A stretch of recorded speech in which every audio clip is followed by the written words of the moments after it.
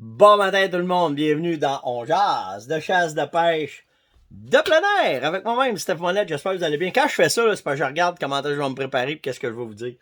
Ah, si bol. Le week-end arrive, tranquillement, pas vite. Tranquillement, pas vite. À partir de demain, on va pouvoir, on commence à planifier nos week-ends, qu'est-ce qu'on va faire. Il va vous tenir au courant. On va voir ce qu'on va faire. C'est pas encore. C'est sûr qu'on va aller peut-être faire une coupe de ride. On va aller voir peut-être des nouveaux spots. On va voir ça. Aujourd'hui, plein d'affaires. On va continuer ce qu'on a parlé hier sur les beddings. Il y a eu quelques questions. Puis je vais vous amener d'autres petits points pour que vous compreniez bien c'est quoi tout l'aspect d'un dortoir à chevreuil, comment est-ce que c'est important. Mais avant tout, quelques petites nouvelles du jour qui sont arrivées. La première, Beretta, hier, a annoncé l'achat, le groupe Beretta, le holding Beretta, ont annoncé qu'ils font l'achat de la compagnie Rogue. C'est bon, j'ai de la misère à dire ça matin, hein? Rogue Amotech. Ceux qui ne savent pas c'est qui, c'est une compagnie de munitions et c'est eux qui fabriquent les munitions Norma. Alors, Beretta vient de faire l'acquisition de cette compagnie-là. Alors, encore une fois, la famille Beretta n'arrête pas d'augmenter. Ils sont hyper proactifs. C'est incroyable comment est-ce cette compagnie-là, elle est proactive et qu'elle avance dans notre domaine et dans ce qu'elle va faire. Donc, ce qu'il y a de bon là-dedans, c'est qu'avec la part de marché que SACO ont avec les munitions, ben ça va solidifier la part en munitions pour le groupe Beretta et surtout pouvoir servir leurs clients. Fait que c'est une excellente nouvelle, surtout là avec tout ce qui arrive présentement. Ça va être vraiment nice. Ah oui, hey, la photo du Boc-mort, ça a fait de la. Ça a fait de la boîte. Ça a suscité beaucoup de commentaires hier concernant là, ce fameux Boc-là que j'ai mis la photo qui est décédé. Euh, c'est drôle parce que là, t'as plein de gars qui arrivent. Ouais, mais là, la façon que la photo est prise, ça veut pas dire que c'est l'hiver. Hey, écoutez bien, c'est même pas une photo d'ici. J'ai mis cette photo-là justement pour vous conscientiser que là, ça s'en vient. C'est ce temps-là qui s'en vient. Puis cette photo-là, je l'ai prise sur le site de Rentless Pursuit. Fait que c'est juste pour vous montrer un peu que là, ça s'en vient. Et effectivement, tout dépendant de la photo, comment ça a été, oui, possible que ce soit une balle, que le chevreuil était mort, que moi, je pense, de la façon que j'ai vu comment est-ce que le chevreuil était fait, il y en a qui disaient ouais mais c'est pas ça a été fait les morceaux n'étaient pas éparpillés, comment est-ce que c'est euh, très difficile de quand tu trouves une carcasse de dire de quoi qu'ils sont morts. Simplement épuisement. Moi j'ai vu ça souvent chez nous, j'ai vu ça souvent dans l'Ouest. Le rut est tellement long, les batailles sont tellement intenses que tu arrives, tu as deux bocs qui sont morts, ils se sont battus, ça a été trop. La demande cardiaque, parce que c'est pas un animal, même s'il est résistant, il n'est pas si tant résistant que ça. Fait qu'il y a mille et une raisons pourquoi que cette photo-là aurait pu arriver. Et les spéculations vont de bon train pour cette photo-là. Ça va une chance, elle était 40 la photo par exemple. C'est vraiment belle. Mais tout ça pour vous dire que on ne sait pas pourquoi ce chevreuil-là est mort. C'est un méchant beau boc. Puis de la façon, la neige, toute la kit, mais tu sais, je sais même pas c'était où, je peux même pas analyser ça. C'était juste pour faire réagir et vous conscientiser que l'hiver est pas facile, surtout qu'il annonce encore de la neige. Là. Tabarouette que ça sera pas facile. OK, ça tombe dans le bedding. Qu'est-ce que je vais vous parler? Ah oui, à soir, le live avec Martin Brochet. Je suis en live avec Martin. On va. C'est une continuité sur deux lives qu'on va faire. Le premier, ce soir, on va parler des salines. Nouveautés qui arrivent. J'ai des photos à vous montrer, des nouvelles affaires. Puis ça va vous montrer c'est quoi un peu comment est-ce qu'on travaille. Parce que quand on sort des nouveautés, c'est pas une idée sur le bout de la table qui arrive, puis que boum, ça arrive. C'est des études dans le cas où est-ce qu'il est là. Ce qu'on va parler d'orignal à soir pour les salines, c'est sûr qu'on va parler du Vitalmix, toute la part du poteau, tout le kit, mais aussi le fait que nos recherches ont fonctionné. J'en dis pas plus parce que je veux m'en garder pour asseoir, mais vous allez voir comment est-ce que quand tu tombes sur une trail, comment est-ce que cette trail-là peut t'amener à trouver des nouveaux produits. Puis c'est exactement ce qui est arrivé. Fait qu'on a discuté ce soir avec le chum Martin. Puis plein d'autres affaires. Puis, naturellement, vous allez pouvoir poser des questions. Ça va être streamé un peu partout sur la page à Martin, sur mes pages à moi. Fait que vous allez pouvoir regarder ça. Ça va être à 7h30 ce soir qu'on va être là. Puis l'autre semaine d'après, on continue ça dans le chevreuil. Et dans le chevreuil, je vous le dis, on arrive avec de quoi de complètement différent. C'est une technique qui avait été oubliée, qu'on a améliorée à la sauce moderne maintenant et qui donne des résultats de combinaison hallucinante pour pouvoir chasser le chevreuil. Fait qu'on va parler de ça dans l'autre semaine aussi avec Martin. On va parler d'ours aussi parce que là, on tombe dans l'ours, puis toute la kit. Fait que puis après ça, ben, on va laisser arriver le printemps, voir qu'est-ce qui va arriver. Puis en vous jasant, là, je viens d'avoir une autre idée, fait que je viens de la prendre en note pour vous en parler. Fait que c'est ça. Fait qu'à soir, 7h30 avec le chum Martin. 7h, 7h30? Je m'en souviens plus. 7h15. On regarde les deux. Moi, en tout cas, moi, j'arrive à 7h15. On vient de régler le problème. Fait que c'est ça. Fait qu'on va être là à soir. J'ai Rino qui m'a posé comme question. Steph, c'est quoi un spot brûlé? Qu'est-ce qu'ils veulent dire quand ils parlent d'un spot qui est brûlé? Ben, c'est tout ce qui arrive en entour de ça. OK? Tu vas brûler un spot par ta présence, tu vas brûler ton spot par la prédation. Puis des fois, c'est un petit détail que tu vas amener, que ça va, ton orignal va venir sénère ou ton chevreuil va venir sénère. Exemple, tu vas marcher, tu vas casser des branches, ton pantalon qui va frotter, couper une branche, jamais tu vas couper une branche fraîche dans le temps de la chasse parce que ça réveille des soupçons par rapport au gibier. Les études nous montrent que quand tu coupes une branche, les émanations de la plante qui commencent à se refaire parce que tu l'as blessé, ben ça réveille de la méfiance sur certains cervidés. Même titre, on va vous dire ça de même, là, si vous avez jamais chassé trappé le coyote ou le loup, là, c'est une règle de base, ça, de jamais, mais jamais arriver avec une branche fraîche que tu vas avoir coupée ou une branche fraîche que tu vas rajouter sur un territoire. Tu fais jamais ça. Tu prends tout le temps des vieilles branches, justement, parce que là, ils sont pas capables de savoir. Fait que quand tu brûles ton spot, ben les conséquences sont pas bonnes. Naturellement, c'est que soit qu'il va quitter le territoire ou bien il va tomber de nuit. Puis là, ben c'est beaucoup de travail à rapprocher ça. La pire façon pour brûler un spot, c'est de rester longtemps à la même place.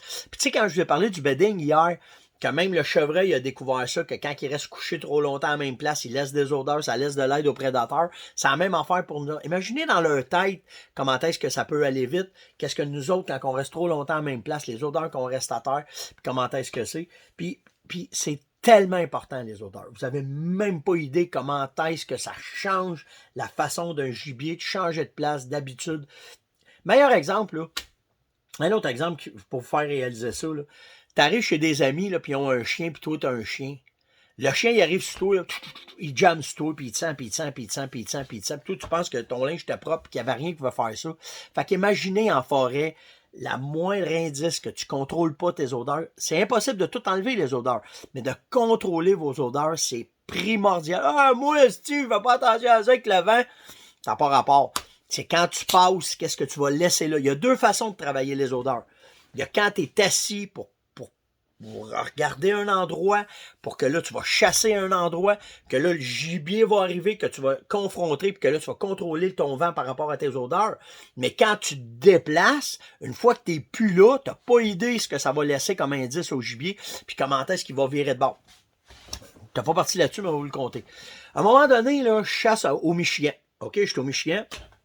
Puis, moi, j'ai tout le temps été le gars qui allait dans les places où pas personne ne voulait aller. OK? Fait que, un matin, je suis après de checker mes cartes. Si je découvre que sur un top de montagne, en avant des camps où est-ce qu'on est, à même pas 1 kilomètre, il y a des montagnes de chêne. Chêne, bouffe, protéines.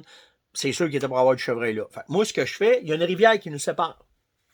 Fait que moi, je pars. Je m'en vais me trouver une place que je peux me louer une chaloupe.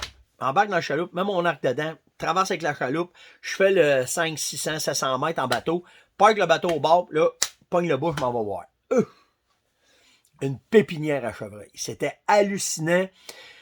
Je faisais pas 30-40 pieds, puis j'avais emmené un gars dans ce temps-là, c'est vrai. S'il y avait un gars dans un camp qu'on fraternisait, c'était des Québécois. Je dis, t'entends-tu avec moi, on va aller l'autre bord ensemble? Ah, on va aller voir ça. Mais là, lui, il trouvait que c'était de l'ouvrage. Mettre l'arc dans le chaud, les stands dans la chaloupe, traverser ça l'autre bord, partir, monter dans la montagne. Il trouvait que c'était de l'ouvrage. Moi, je pars, puis je marche avec. Je vous le dis, là, même pas aux 100 mètres si je faisais lever du chevreuil. Ça t'avait pas de bon sens le chevreuil qu'il y avait là. Fait que là, prospect un peu, je veux pas contaminer la place, reviens de bord, j'ai au gars, on va aller chercher les stands, tu viens de chasser avec moi là? Ah! Ben trop d'ouvrage. Je te laisse ça à toi. Yes sir. Fait que moi, ramasse mes affaires, traverse l'autre bord. C'est tous des petits sentiers, des anciens sentiers de Garrett. Puis c'est beau parce que là-bas, l'aménagement est différent de nous, les règles sont différentes de nous. Quand les Garrettes passent, il faut qu'ils mettent ça top notch après ça pour que tu puisses te promener avec un kart de golf. OK? C'était ça dans ce temps-là au Michigan.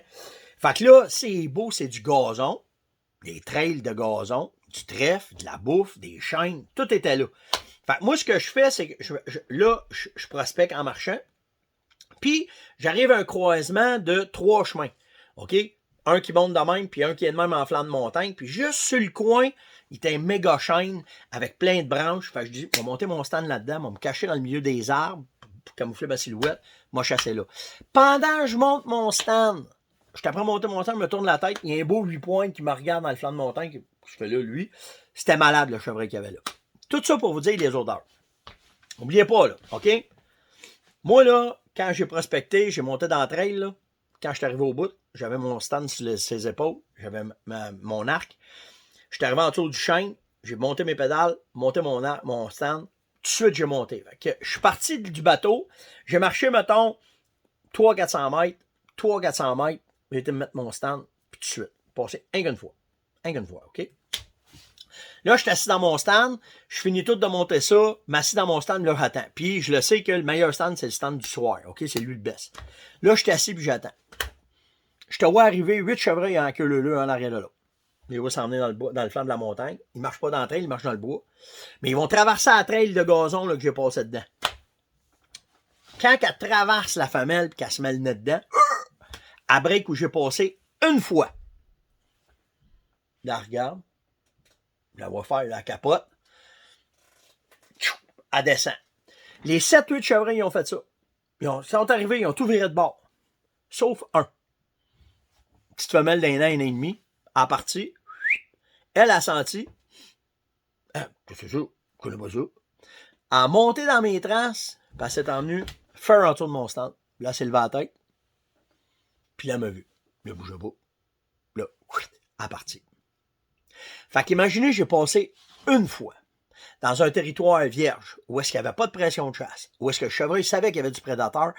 Une fois, ils ont catché qu'il y avait de quoi qui n'était pas normal. Fait qu'imagine un boc comme j'en arrière, qu'est-ce qu'il fait? J'ai tué, j'ai récolté. Savez-vous comment j'ai récolté? Tout ce qui arrivait, tu sais, je vous ai parlé du thé, là. OK, le thé était de même, là. J'étais placé dans le coin là, là. OK? Tout ce qui arrivait de là en haut, là c'était malade. J'avais pas été marché, j'avais pas été contaminé. Le vent poussait mon odeur vers la rivière en bas. Mais tout ce qui était en arrière de moi en bas, tous les chevreuils qui arrivaient là, verraient tout de bord ce soir-là. Premier soir, il tué un beau 8 points. Le lendemain, il tué une autre femelle, parce que dans ce temps-là, il fallait que tu tues un boc. Après ça, il fallait que tu tues une femelle. Après ça, moi, j'ai sorti de là, parce que j'avais le droit de 2 chevreuils dans ce temps-là. Dans le même stand, les gars des camps en bas, ils ont monté dans mon stand à les chasser. Dans la semaine, il s'est tué 8 chevreuils dans le même stand. Le spot était hot. Mais tout ça pour vous parler des odeurs, comment est-ce que c'est important, puis comment est-ce que tu peux brûler un spot dans pas grand-chose. C'était pour ça que je voulais vous parler de ça ce matin. Quand le chevreuil, pas mis son nom. Si, je suis pas bon. Quand le chevreuil, jusqu'à quelle distance tu penses que ça va couvrir? Le son va couvrir jusqu'à combien? Ben, moi, je vous dirais, là, le breeding bellow, un call de jeune fan qui appelle sa mère,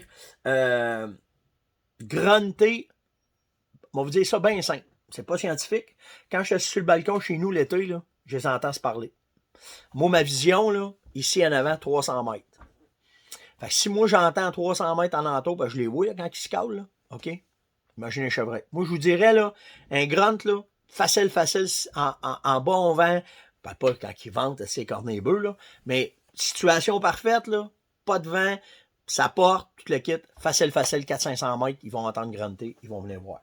Fait que, peut-être une question de condition aussi, là, OK? Mais je m'excuse, j'ai oublié c'est qui m'a écrit ça, je l'ai pas bien marqué. Fait que Rino, ça c'est réglé. Michel m'a posé comme question, Steph, si le bedding est coupé, il arrive quoi avec le bedding? Qu'est-ce qui arrive avec ça? Ils vont-tu rester? S'il y en a un autre, ils vont coller dedans. Sans ça, ciao Bombino, ils sont partis, ils vont changer de territoire, c'est sûr et certain. Parce que pour eux autres, je vous l'ai dit, c'est 70% de leur temps. Je vais en reparler tantôt. La live avec Martin, ça c'est réglé. Ah oui, ok. Fait que ça c'est fait. La photo, je vais juste être sûr de passer tous mes sujets avec vous autres un matin. Là. Ah, ça c'est une bonne question. Michel me demandait ça. Comment que les chevreuils font pour trouver leur bedding? C'est une question d'habitat. Simplement de même.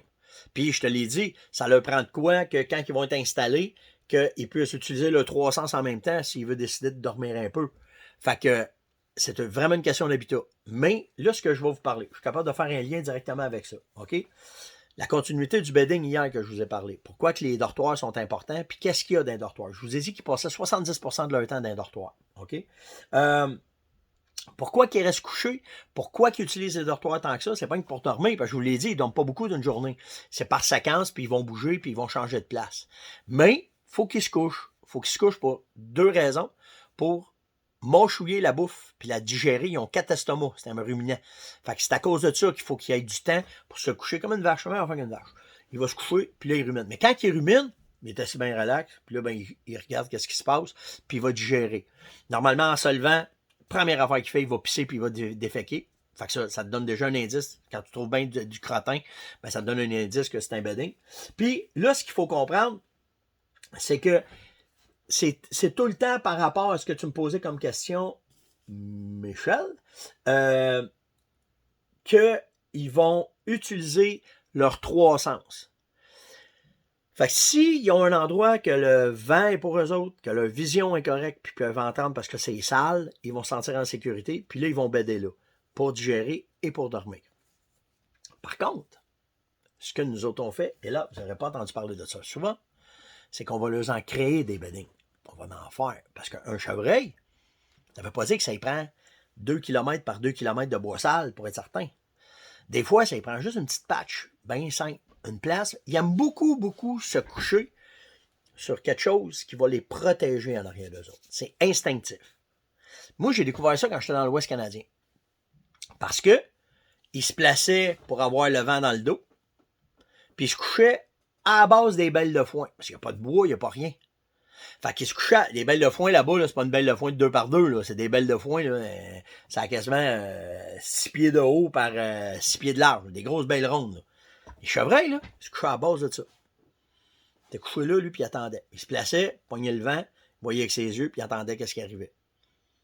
Fait que, quand moi, j'ai découvert ça, ça fait longtemps que j'ai découvert ça, ça fait 20 quelques années que je vais en Saskatchewan. Quand j'ai découvert ça, ce que je fais, c'est sur mes aménagements, mes salines, mes baies, mes appâts, quand ça donne, on va me faire une place où est-ce que ça va les mettre en sécurité. Exemple, tu te couches un gros arbre à terre. Un gros sapin, là, parce que souvent, moi, ce que je veux, c'est quand je chasse à l'arc, je veux le forcer à venir en avant. Parce que s'il arrive de même, pas de chance de tirer. Fait que je veux qu'il arrive de côté. Fait que sur mon appât, je vais venir mettre du stock en arrière pour que quand il va rentrer, moi, le forcer à arriver de côté. Puis là, moi, être capable de lâcher ma flèche pour avoir un tir efficace. Je fais ça à carabine aussi. Sauf que j'ai découvert que ça, souvent, avec les caméras de surveillance, ils se couchaient là. Ils aimaient ça, ces arbres-là. Fait qu'à partir de là, quand je fais mes aménagements, ben, si je suis capable de leur monter des tas de branches ou couper des arbres et les laisser tomber, ou quand je vais choisir un endroit, si je trouve des places qui sont une talle à lièvre, là, tu sais, quand tu n'es pas capable de rentrer là, mais lui, le chevreuil va juste se coucher en avant de ça. Si c'est sur une place surélevée. Il y a plein de petites affaires qui vont rentrer en ligne de compte. Mais là, pourquoi qu'il y a des appâts qui marchent mieux que d'autres? Pourquoi qu'il y a des salines qui marchent mieux que d'autres? C'est à cause de ça. Si tu leur donnes, ça ne veut pas dire que tu le fais à 4 pieds à côté de ta saline, là. Mais si tu as un arbre à 15-20 pieds, puis regardez comment est-ce que ça va loin dans leurs affaires. C'est que, mettons, là, on parlait d'un appât. Tu fais ton appât. Toi, tu watches ton appât. OK? Puis, tu vois un peu qu'est-ce qui se passe, puis tu leur fais 2-3 mini-chambres à coucher. On va appeler ça de même. Que quand lui, il se couche, il se sent en sécurité en arrière de lui, il est capable d'utiliser ses sens. Toi, tu le sais que le vent, il est ouest, donc tu vas le placer pour que lui aille le vent. Il va être capable de, quand le vent va arriver ouest, il va le sentir, donc il va avoir la face vers l'est, nord-est, sud-est. Tu places tout ça de cette façon-là, puis là, tu te dis, moi, je suis un chevreuil, je me coucherai là, je serai bien. Il y a une autre affaire qui va être bien, c'est que s'il se couche là, t'es dans le temps du rut, tu y mets de la bouffe, il peut se coucher, parce que 70% de son temps, il est couché, puis qu'en plus, il est capable de watcher les femelles qui arrivent, qui se lèvent, qui partent pour aller chasser. C'est plein de petits détails que tu vas rendre ton secteur bien, bien, bien agréable. C'est ça, des aménagements. Un aménagement, c'est que tu vas faire des sentiers, tu vas leur faire des beddings, tu vas leur faire des salines, tu vas leur faire des appâts. Puis quand tu mets tout ça ensemble, là, pourquoi chez vous c'est mieux, puis chez le voisin c'est pas bon? En plus de tu sais ça. Puis si en plus tu as travaillé tes micros-appâts, puis que là tu as découvert un secteur qui aimait mieux Joe qu'un secteur qui aimait mieux une nuit, puis que tu... Comprenez-vous tous les détails que tu viens mettre sur ton site à Chevreuil, puis que là, bang, moi chez nous ça marche en terre, comparativement aux voisins que ça marche pas, c'est tous ces petits détails-là. Que quand tu t'essayes, tu dis, OK, ils peuvent se coucher là, ils peuvent manger là, ils peuvent faire ça. Pas loin, il y a de l'eau, pas loin, il y a de l'inchamp, pas loin. Plein de détails que tu vas leur mettre qui vont se sentir bien. Puis là, à partir de là, c'est décollé. Fait que si, par tes micros-appâts, tu découpes tes micros-appâts, autant saline ou pour l'automne, de bouffe, puis qu'en plus, tu y fais un aménagement, puis en plus, tu y fais des sentiers, puis en plus, tu y fais des beddings, des mini-beddings, quand il va se coucher, t'es peut-être en business. T'es vraiment en business. Fait que c'est ces affaires-là qu'il faut comprendre. Puis par-dessus ça, si t'es capable d'étudier tes courants thermiques, ah, c'est quoi ces courants thermiques? On va en reparler. Mais quand, ben simple, le matin, les odeurs montent, le soir, les odeurs coulent, descendent. Fait que si tu travailles tout ça aussi, ben tu sais, tout un dans l'autre, comprenez-vous tous les petits détails que quand t'arrives à un spot, si ça c'est un spot hot, c'est à cause de ces détails-là. Ah ben c'est bon, j'ai fait. Donc, c'était le On jase de ce matin. Demain, on va continuer à propos des beddings. Puis là, je vais vous parler pourquoi il y a des beddings de boc, puis pourquoi il y a des beddings de femelles. Différent, hein? Pourquoi? Hein? Comment ça? Je savais pas ça. C'est parfait, on va vérifier ça, puis je vais pouvoir vous revenir avec ça. La question du jour. Allez-vous chasser le dindon? Oui? Non? Puis si oui, qu'est-ce que vous aimeriez qu'on parle dans On jase de dindon? On va développer ça, là. Ça s'en vient, là. C'est la prochaine chasse. La première chasse qui déborde, c'est le dindon. Puis après ça, c'est l'ours. On va parler de dindon. Petite question, une fois de temps en temps, vous voulez savoir les chokes, les munitions, les prospections, les permissions, tout ce qui est en ion, là. Ben, ça va me faire plaisir de jaser avec vous autres de ça. Donc, allez-vous chasser le dindon? Puis si vous avez des questions à travers ça, ça va me faire plaisir d'en parler avec vous autres. Passez une excellente journée. Faites attention à vous autres. Likez, partagez, invitez, répondez à la question du jour. Et nous autres, on se voit demain. Ciao tout le monde.